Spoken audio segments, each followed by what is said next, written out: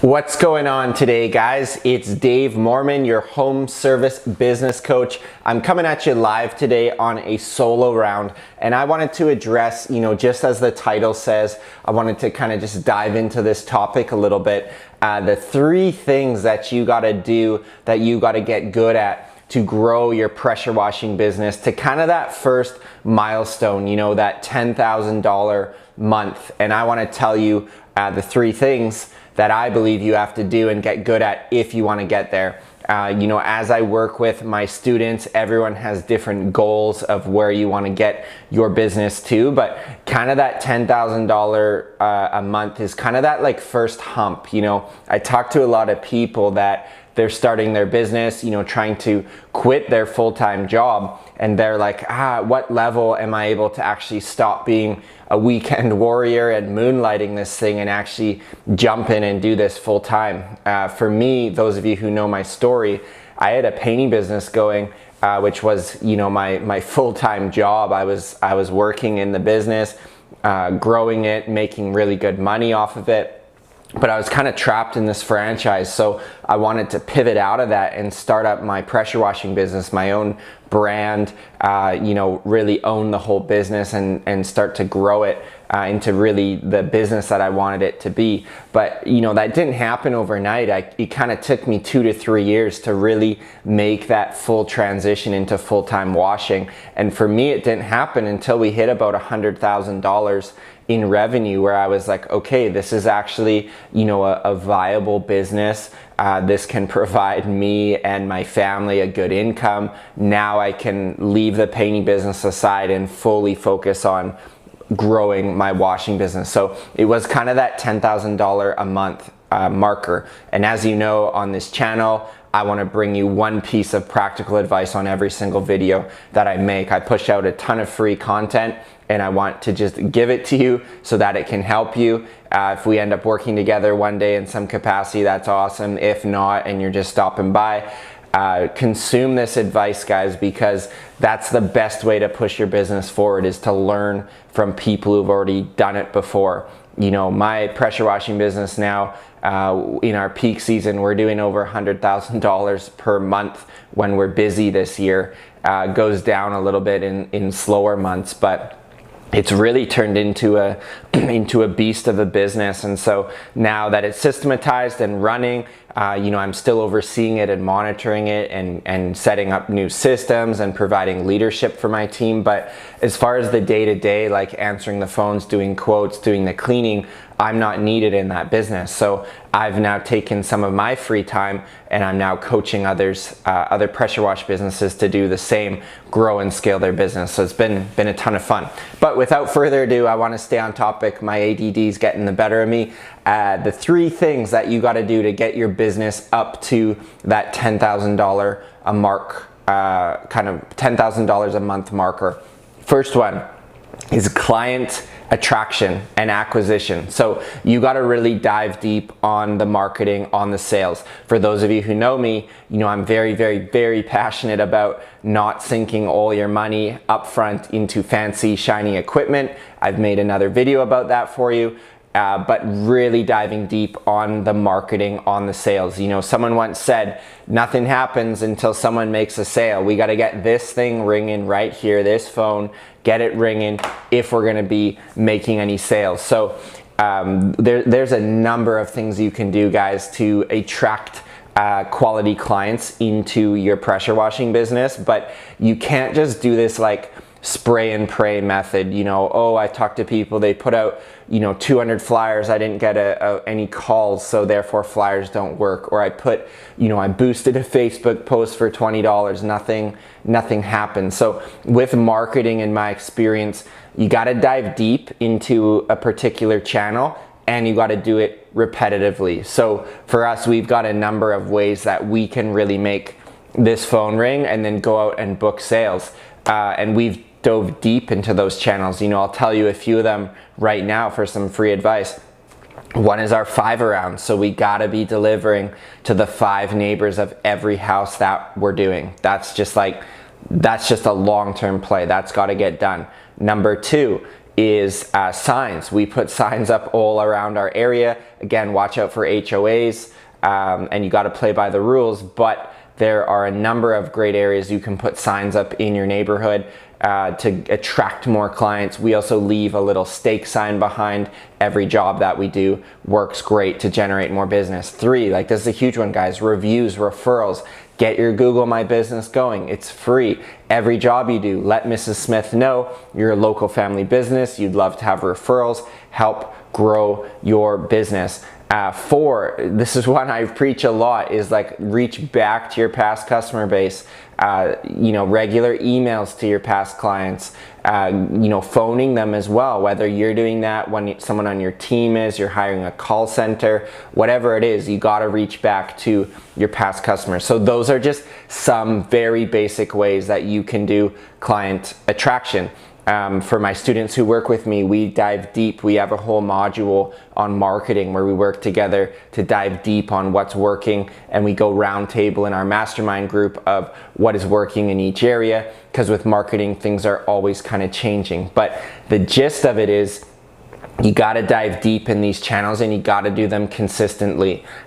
You can't just go wrap your truck and say, oh, I didn't get any calls from that. It's like people will call us and say, oh, I saw your truck, at the grocery store, and then I saw a Facebook ad, and then guess what? On my way home from work, I saw one of your signs in a street corner, and it was like, okay, now I got to call these guys. So it's like the umbrella is like building like a really solid brand, and people will be calling you because of that. So that's step 1 is client attraction. And then also client acquisition is actually like the sales process. I'll make another video about that. We can dive a little bit deep on sales, but that's where, like, if you're just starting, like 80% of your time needs to go into marketing, into sales, into getting this guy to ring. Otherwise, you're just gonna be stuck at doing side jobs, like doing $1,000, $2,000 months. And there's nothing wrong with that. But if you want to 10x, 5x, get to that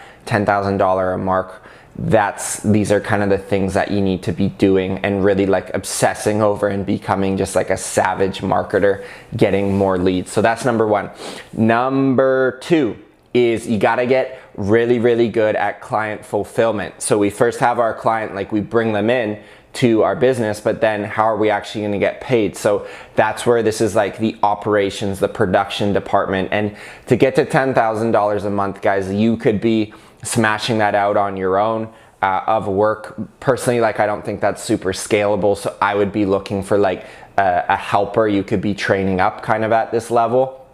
Someone that could eventually crew lead for you one day. But there's a lot of people that can just go out and do $10,000 a month and you don't even need a helper. But I think that will kind of limit the growth of your future potential. So I'm always trying as a leader, whatever I'm doing, I'm wanting to train someone up along with me so that they could take over from me. Because if you want to just like grow this thing to $10,000 a month and have it sit there for the next 10 years, like don't hire anybody then, like that's okay, you can do it all yourself. But if you want to ascend to like 20, 30, 40, $50,000 months, like I said, everyone has different goals, then you're going to need to get a helper.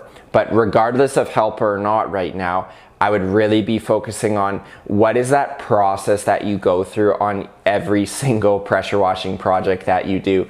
Like in my business, we have a 1-pager standard operating procedures for each service. So, exterior window cleaning, we'll have a 1-pager. How do we actually do it?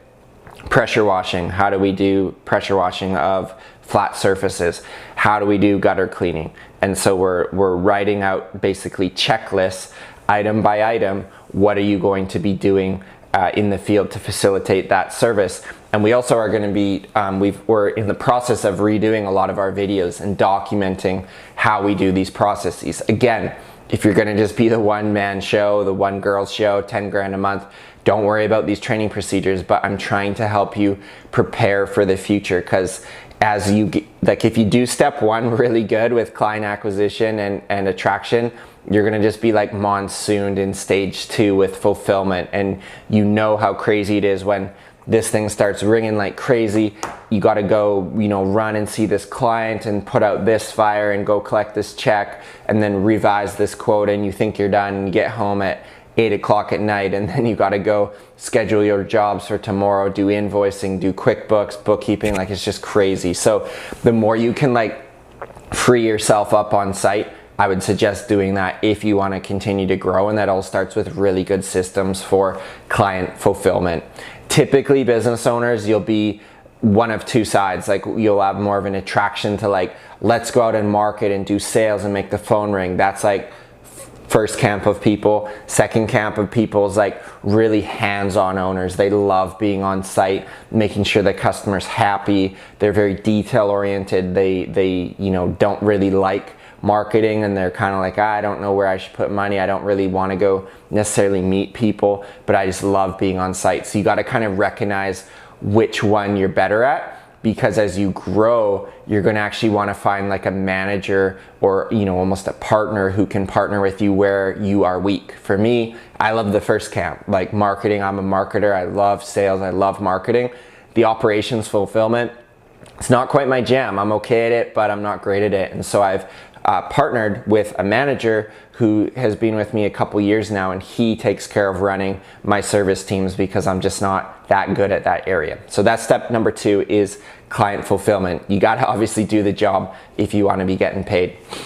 Finally, number 3, guys, get yourself $10,000 a month. You got to be really good at knowing your numbers. You've heard me say this time and time again, know your numbers, but what does that actually mean? So again, if you're just doing the $10,000 a month, which I say just, but it's all in mindset. I feel like you can just do that because I'm telling you right now what you got to do. So get yourself to $10,000 a month. You can just go willy-nilly and just pressure wash here and there, you know, and not really have a set pricing book. But as you grow your business, you're gonna really want to have like solid procedures for how you price out jobs, and whether that's by like square footage or linear feet or house size, whatever it is, you got to kind of figure it out, because as you grow your business, you want to have like a standardized way of pricing.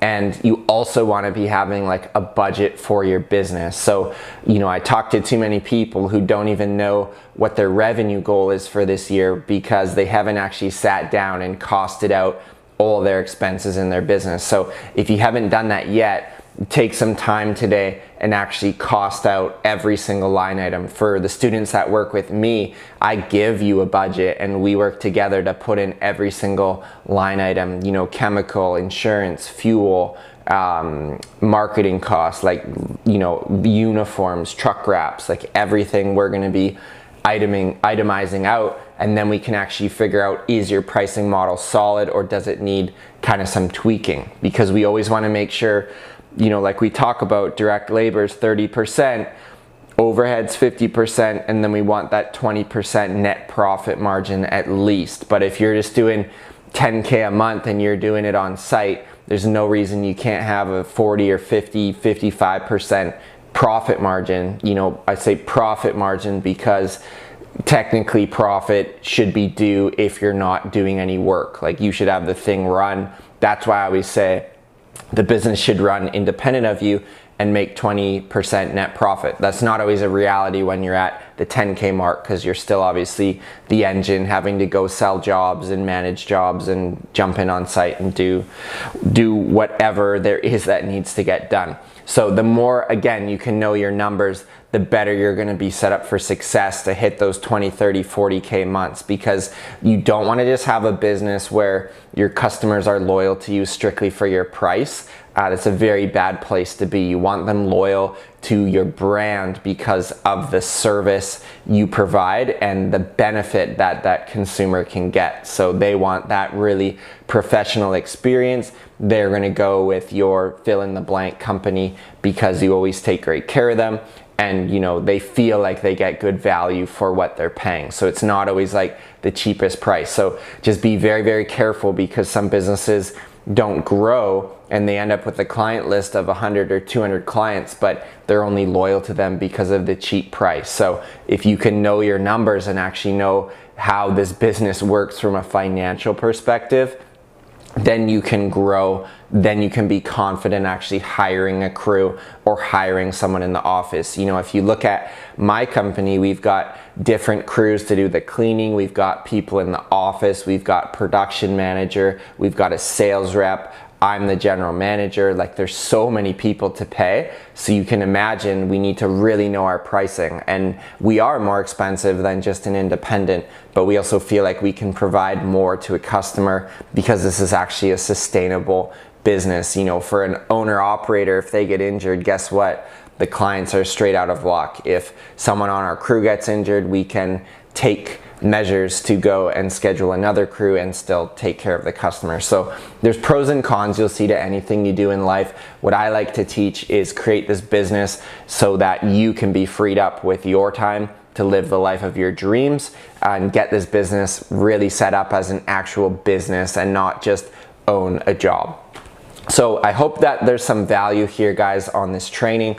Those are really the 3 things you got to get really good at. Again, you can kind of hack your way along to $10,000, but if you want to get beyond that kind of 6-figure mark in your pressure washing business, the better you can be at each of those areas, you're going to just be set up for more success. If you can be a better marketer, if you can be better in operations and production, and if you can know your numbers better, it's just going to give you a great platform to be able to hit those bigger months in revenue. So I wanted to thank you so much for watching. My brief call to action here is if you want to chat more on how I can help you grow your business, I do offer a free consultative phone call.